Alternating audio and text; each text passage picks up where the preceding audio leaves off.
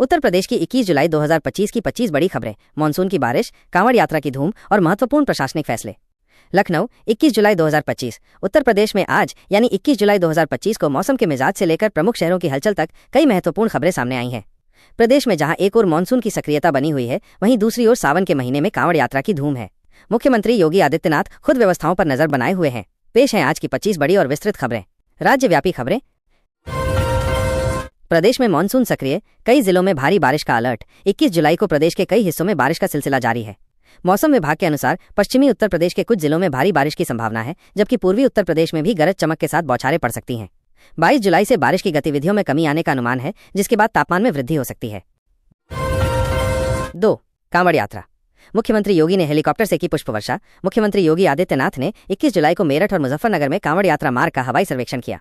उन्होंने हेलीकॉप्टर से कांवड़ियों पर पुष्प वर्षा कर उनका अभिनंदन किया। सीएम ने अधिकारियों को कांवड़ियों की सुरक्षा और सुविधा सुनिश्चित करने के सख्त निर्देश दिए हैं। 3. बिजली निजीकरण को लेकर जनसुनवाई, आज कर्मचारियों का विरोध प्रदर्शन। लखनऊ में आज बिजली के निजीकरण को लेकर एक महत्वपूर्ण जनसुनवाई का आयोजन किया जा रहा है। वहीं बिजली कर्मचारी संगठन इस जनसुनवाई का विरोध कर रहे हैं और प्रदर्शन की तैयारी में है। उनका कहना है कि निजीकरण से बिजली की दरें बढ़ेंगी और आम जनता पर बोझ पड़ेगा। 4. गंगा और यमुना के जलस्तर में बढ़ोतरी, निचले इलाकों में चिंता। प्रदेश में हो रही लगातार बारिश के कारण गंगा यमुना समेत कई नदियों का जलस्तर बढ़ गया है। कानपुर देहात और वाराणसी में निचले इलाकों में पानी भरने से लोगों की चिंता बढ़ गई है। प्रशासन ने राहत एवं बचाव कार्य के लिए टीमों को अलर्ट पर रखा है। 5. नशा मुक्त युवा, विकसित भारत अभियान को गति।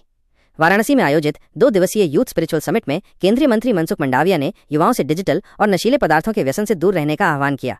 उन्होंने 2047 तक विकसित भारत के सपने को साकार करने के लिए युवाओं की भूमिका को महत्वपूर्ण बताया। लखनऊ नामिश नगर के विकास की तैयारी तेज। लखनऊ विकास प्राधिकरण LDA ने सीतापुर रोड पर 2504 एकड़ में नामिश नगर विकसित करने की तैयारी तेज कर दी है। इसके लिए किसानों से भूमि अधिग्रहण को लेकर जागरूकता अभियान चलाया जा रहा है। 7. लव जिहाद का एक और मामला उजागर। लखनऊ में अपनी पहचान छिपाकर एक मुस्लिम युवक द्वारा हिंदू युवती से शादी करने का मामला सामने आया है। 8 साल बाद राज खुलने पर पुलिस ने मामला दर्ज कर जांच शुरू कर दी है। 8. आगरा धर्मांतरण गैंग का आईसिस मॉड्यूल कनेक्शन। आगरा धर्मांतरण गैंग की जांच में चौंकाने वाले खुलासे हुए हैं। एक आरोपी महिला की AK-47 के साथ तस्वीर सामने आई है, जिससे लव जिहाद के लिए आईसिस मॉड्यूल पर काम करने के संकेत मिल रहे हैं। 9. चिकित्सक से फिरौती मांगने के आरोपी की जमानत अर्जी खारिज। लखनऊ की एक अदालत ने एक चिकित्सक से फिरौती मांगने के आरोपी की जमानत अर्जी को खारिज कर दिया है। 10. संदिग्ध परिस्थितियों में युवक का शव मिला। अंबेडकर नगर में एक युवक का शव उसके कमरे में पंखे से लटका मिला। पुलिस मामले को संदिग्ध मानकर जांच कर रही है। कानपुर 11. प्रेमिका की हत्या में प्रेमी को आजीवन कारावास। कानपुर की एक अदालत ने अपनी शादीशुदा प्रेमिका की हत्या के मामले में प्रेमी को आजीवन कारावास की सजा सुनाई है। सबूत मिटाने के आरोप में उसे अतिरिक्त सजा भी दी गई है। 12. यमुना का जलस्तर बढ़ने से गांवों में बढ़ी धड़कनें। कानपुर देहात में यमुना नदी का जलस्तर लगातार बढ़ रहा है, जिससे मूसानगर क्षेत्र के कई गांवों में बाढ़ का खतरा मंडराने लगा है। कई रास्तों पर पानी भरने से लोगों को नाव का सहारा लेना पड़ रहा है। 13. कानपुर सागर हाईवे पर रूट डायवर्जन आज तक लागू। यमुना ब्रिज की मरम्मत के कारण कानपुर सागर हाईवे NH34 पर लागू रूट डायवर्जन आज 21 जुलाई तक प्रभावी रहेगा। इस दौरान छोटे बड़े सभी वाहनों की आवाजाही प्रतिबंधित है। 14.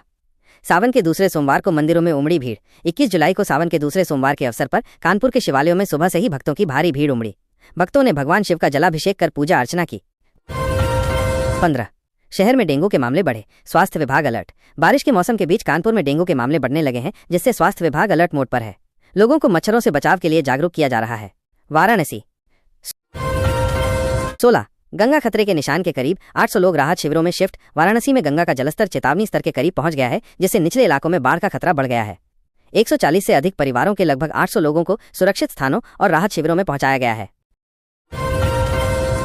17. मणिकर्णिका और हरिश्चंद्र घाट पर दाह संस्कार ऊपरी स्थानों पर शिफ्ट। गंगा में बढ़े जलस्तर के कारण मणिकर्णिका और हरिश्चंद्र घाट पर होने वाले दाह संस्कार को ऊपरी चबूतरों पर शिफ्ट कर दिया गया है। घाटों पर होने वाली गंगा आरती भी ऊंचे स्थानों पर की जा रही है। 18. बाढ़ प्रभावित क्षेत्रों के लिए कंट्रोल रूम सक्रिय। जिला प्रशासन ने बाढ़ की स्थिति से निपटने के लिए कंट्रोल रूम को 24 घंटे सक्रिय कर दिया है और आपात स्थिति के लिए सायरन और लाउड हेलर की व्यवस्था की है। 19. काशी में युवाओं का आध्यात्मिक जमावड़ा। नशा मुक्त भारत की थीम पर वाराणसी में आयोजित यूथ स्पिरिचुअल समिट में देश भर से 600 से अधिक युवा और आध्यात्मिक नेता भाग ले रहे हैं। नाव संचालन पर आंशिक रोक। बढ़े हुए जलस्तर और तेज बहाव को देखते हुए सुरक्षा की दृष्टि से गंगा नदी में नावों के संचालन पर आंशिक रोक लगा दी गई है। आगरा और मेरठ। 21 आगरा में आज जनपदीय माध्यमिक तैराकी प्रतियोगिता। आगरा के एकलव्य स्टेडियम में आज 21 जुलाई को जनपदीय माध्यमिक बालक बालिका तैराकी प्रतियोगिता का आयोजन किया जा रहा है। इसमें अंडर-14, 17 और 19 आयु वर्ग के तैराक हिस्सा ले रहे हैं। 22 दिल्ली मेरठ एक्सप्रेसवे पर यातायात प्रतिबंध जारी। कांवड़ यात्रा के चलते दिल्ली मेरठ एक्सप्रेसवे पर दिल्ली की ओर जाने वाले मार्ग पर हल्के वाहनों का आवागमन 24 जुलाई तक प्रतिबंधित रहेगा। भारी वाहन पहले से ही प्रतिबंधित हैं। 23 मेरठ कांवड़ियों की सुरक्षा के लिए बॉडी वॉर्न कैमरों से निगरानी।